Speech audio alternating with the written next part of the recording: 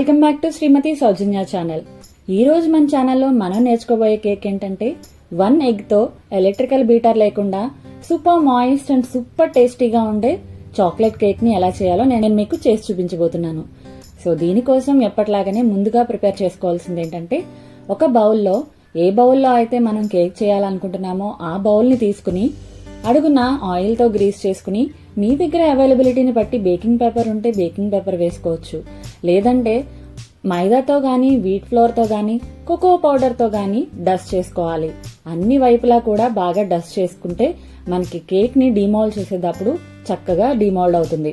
ఇలా డస్ట్ చేసుకుని పక్కన ఉంచుకోవాలి. తరువాత డ్రై ఇంగ్రీడియంట్స్ ని మనం ఇక్కడ జల్లెడ పట్టాలి. దానికోసం 3/4 కప్ వరకు మైదా, అలాగే 1/4 కప్ వరకు కోకో పౌడర్ తీసుకోవాలి. 1/2 table spoon baking soda, 1 table spoon baking powder. ఈ 4 డ్రై ఇంగ్రీడియంట్స్ ని కూడా ఉండలు లేకుండా చక్కగా జల్లెడ పట్టుకోవాలి. కోకో పౌడర్ అనేది చాలా మెత్తని ఫైన్ పౌడర్ లా ఉంటుంది, కాబట్టి స్టోర్ చేసుకున్నప్పుడు అది ఉండలు కట్టేస్తుంది. కాబట్టి కోకో పౌడర్ వేసుకున్నప్పుడు ఖచ్చితంగా మనం జల్లెడ పట్టాలి. ఇలా జల్లెడ పట్టి అన్ని ఇంగ్రీడియంట్స్ బాగా కలిసేలాగా కలిపేసుకుని పక్కన ఉంచుకోవాలి. ఇలా ఉంచుకోవడం వల్ల మనం బ్యాటర్ ని ప్రిపేర్ చేసేటప్పుడు ఒక్కొక్క ఇంగ్రీడియంట్ వేసే కంటే ఈ అన్ని ఇంగ్రీడియంట్స్ కలిపిన మిక్స్చర్ కొంచెం కొంచెంగా వేసుకుని బ్యాటర్ ని మిక్స్ చేసుకునేటప్పుడు మనకి ఈజీగా మిక్స్ అవుతుంది.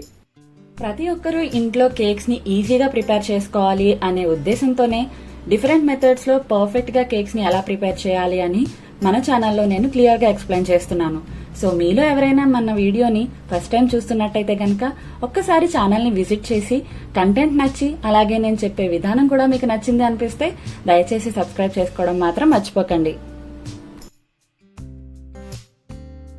తరువాత ఒక మిక్సర్ జార్ తీసుకోవాలి.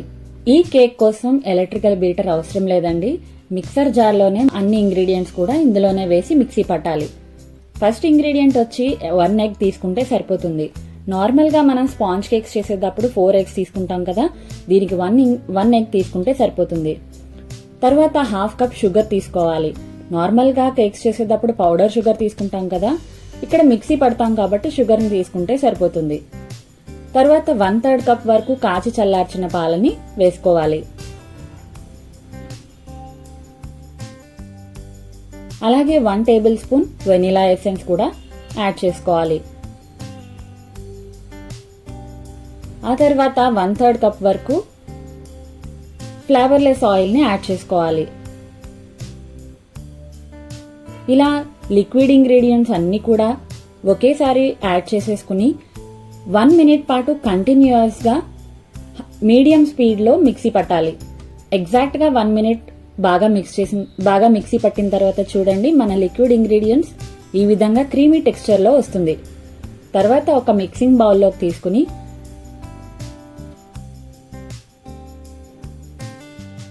మనం ముందుగా ప్రిపేర్ చేసి ఉంచుకున్న డ్రై ఇంగ్రీడియంట్స్ అన్నిటిని కూడా బ్యాచెస్ గా వేసుకుంటూ ఈ లిక్విడ్ ఇంగ్రీడియంట్స్ లో బాగా మిక్స్ చేసుకోవాలి. దీనికోసం ఏదైనా ఒక స్పాచులాతో గానీ లేదంటే ఏదైనా విస్కర్ తోటి గానీ బాగా మిక్స్ చేసేసుకోవాలి. ఇలా కొంచెం కొంచెంగా వేసుకోవడం వల్ల మనకి లంప్స్ అనేవి లేకుండా బ్యాటర్ లో మన డ్రై ఇంగ్రీడియంట్స్ అన్ని కూడా బాగా మిక్స్ అవుతాయి.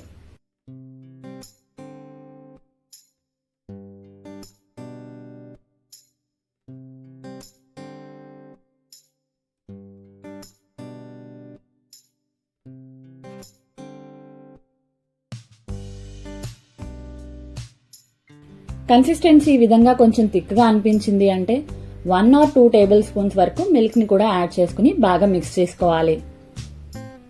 విస్కర్ తో మిక్స్ చేసుకునేటప్పుడు ఒక సింగిల్ డైరెక్షన్ లో మాత్రమే మిక్స్ చేసుకోవాలి.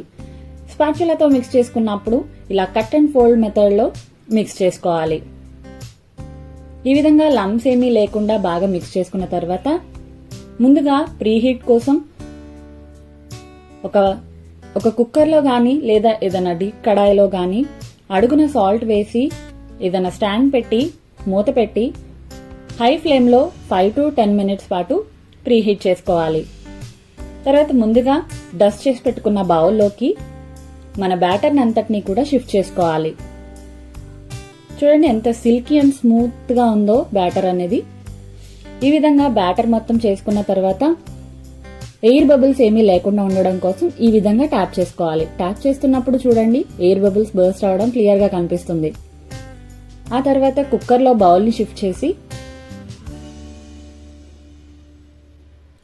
మూత పెట్టి 35 to 40 మినిట్స్ పాటు లో ఫ్లేమ్లో బేక్ చేసుకుంటే మన కేక్ రెడీ అవుతుంది.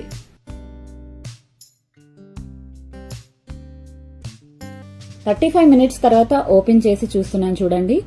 మన కేక్ బేక్ అయిందో లేదో టెస్ట్ చేసుకోవడం కోసం ఎప్పట్లాగానే ఏదైనా ఫోర్క్ కానీ ఏదైనా నైఫ్ కానీ టూత్ పిక్ కానీ పెట్టి చూస్తే టూత్ పిక్ కానీ క్లియర్ గా వచ్చింది అంటే మన కేక్ బేక్ అయిపోయినట్టే. ఈ విధంగా బేక్ అయిన తర్వాత స్టవ్ ఆఫ్ చేసుకుని ఆ బౌల్ ని కుక్కర్లోనే ఉంచకుండా బయటకు తీసి ఏదైనా ఒక క్లాత్ ని కప్పి ఉంచుకోవాలి. ఇలా చేయడం వల్ల దాంట్లో ఉన్న మాయిశ్చర్ అనేది దాంట్లోనే ఉండి పైన సర్ఫేస్ అనేది రఫ్ గా అవ్వకుండా మన కేక్ స్మూత్ గా అవుతుంది. ఇలా పూర్తిగా చల్లారిన తర్వాత చుట్టూ నైఫ్ తోటి స్క్రేప్ చేసుకుని బౌల్ ని బోర్లించి ట్యాప్ చేస్తే మన కేక్ చాలా ఈజీగా డిమోల్డ్ అవుతుంది. చూడండి ఎంత బాగా డిమోల్డ్ అయిందో. చూడండి మన కేక్ చాలా పర్ఫెక్ట్ గా బేక్ అయిపోయింది. ఎంత టేస్టీగా ఉందంటే దీని టేస్ట్ మీకు చెప్పాలి అంటే బ్రిటానియా కేక్స్ ఉంటాయి చూసారా, బ్రిటానియా చాక్లెట్ కేక్స్ ఉంటాయి చూసారా, స్టోర్స్ లో దొరుకుతాయి కదా ప్యాకెట్స్ లో, అంత టేస్టీగా ఉందండి. చాలా టేస్టీగా ఉంది. నన్ను అడిగితే నేను చెప్పిన కేక్స్ అన్నింటిలో నా ఫేవరెట్ కేక్ ఇదే. దీనికోసం మనం తక్కువ ఇంగ్రీడియంట్స్ యూస్ చేస్తాం, అలాగే తక్కువ టైంలో బేక్ అవుతుంది, అలాగే ఎంతో కష్టపడాల్సిన అవసరం కూడా లేదు. కాబట్టి ఇది నా ఫేవరెట్ కేక్ అన్నమాట. సో ఖచ్చితంగా మీరు కూడా ఒక్కసారి ట్రై చేసి చూడండి. మీరు దీన్ని డెకరేట్ చేసుకున్నా సరే, లేదంటే ఇలా పీసెస్ లా కట్ చేసుకుని ఒక ఎయిర్ టైట్ బాక్స్ లో స్టోర్ చేసుకుని స్నాక్స్ టైంలో పిల్లలు అడిగినప్పుడు ఇచ్చినప్పుడు కూడా చాలా టేస్టీగా ఉంటుంది. సో ఇదండి ఈరోజు వీడియో. ఎలక్ట్రికల్ బీటర్ లేకుండా ఎగ్స్ తోటి బ్లెండర్ లో చాక్లెట్ కేక్ ఎలా చేయాలి అనేది నేను మీకు ఈ వీడియోలో చేసి చూపించాను. సో వీడియో నచ్చితే కనుక దయచేసి ఒక లైక్ చేయండి. మరిన్ని మంచి వీడియోస్ కోసం నా ఛానల్ ని please subscribe. Thanks for watching.